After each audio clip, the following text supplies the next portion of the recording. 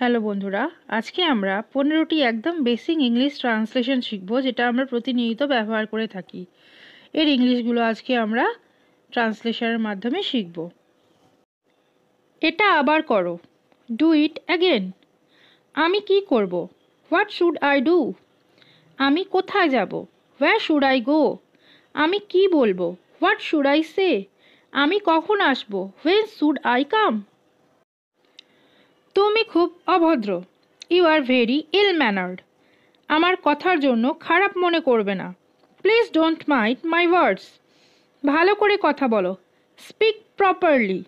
রাগ করিস না, ডোন্ট বি অ্যাংরি। বিছানা গুছিয়ে দে, মেক দ্য বেড। বিছানা গুছিয়ে দে, মেক দ্য বেড। বাইরে কাপড় মেলো, হ্যাং দ্য ক্লোথস আউটসাইড।